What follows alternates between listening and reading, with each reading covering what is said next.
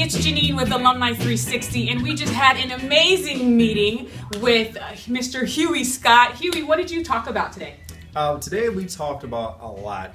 Usually what I like to do is SEL, social emotional learning, but I like to do it in an innovative or creative way. And I like to start with a game called Listen and Respond that I made up. You have to listen to your left and respond to your right. And one of the reasons why I like to play this game is because I like to first start off with something fun, to get the kids entertained, to get them engaged, and also to get their minds thinking fast and quick and sharp. Magenta.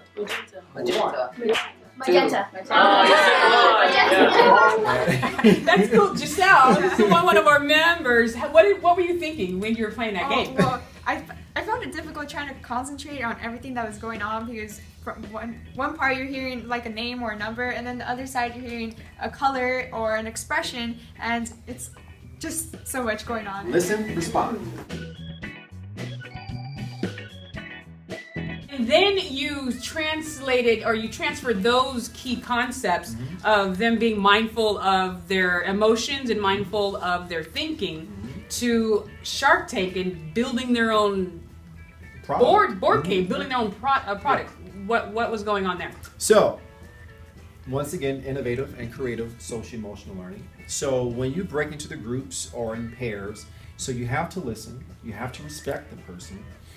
Once you listen to their ideas, then you respond like, I like this, or no, I think we should change this. So knowing how to work together, knowing how to work under pressure, have a time constraint in a very creative way. So I think it's a really good skill, a practical skill for students to have.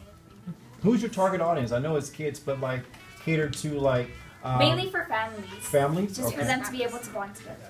So then tell me, then we transition to the game portion in the style of Shark Tank, where you literally had like 7 minutes to put together an idea, a manual with directions, and to create a concept of a board game. Explain to me, what was that process like for you? Difficult, challenging, because normally 7 minutes is kind of like the amount you get to like have an idea spark. Yeah. So if you have to do 7 minutes and do the whole process, it's like, whoa. Yeah. Do you feel like there were a lot of dominant people in your group? Yeah. Yeah. And how did that work for you? Well, as one of the dominant people, I think it worked out pretty well. Yeah. Until we got to the presenting part. So the point of this game is that each player starts with 10 emojis, and the emojis are used to represent data. And the maximum amount of data you can get is 32, so everyone starts with 10. And she did pretty well improvising. She She did. took really over did. it, and I was like, thank the Lord, she saved So you us. guys compensated each Right. other very well. That's really good. So, last question: what did you learn the most in that process? This is technically a smaller, shorter version of real life. You gotta start taking this serious, because when you're older, real life situations like this happen all the time, and you better be prepared because it's I think scary. you got it. It came out of your mouth, not mine. It came out of hers. Good job. Good job. All right, here's social emotional learning on the innovative, creative way. I want to thank the both of you for allowing myself to give a little bit of me of what I teach in this class. Hopefully you guys have benefited and learned from it.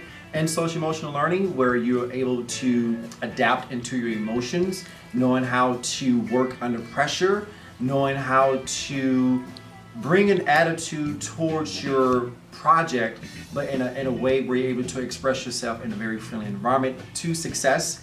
And I want to thank the Alumni360 for having me here, Huey Scott, at the new academy at Canoga Park.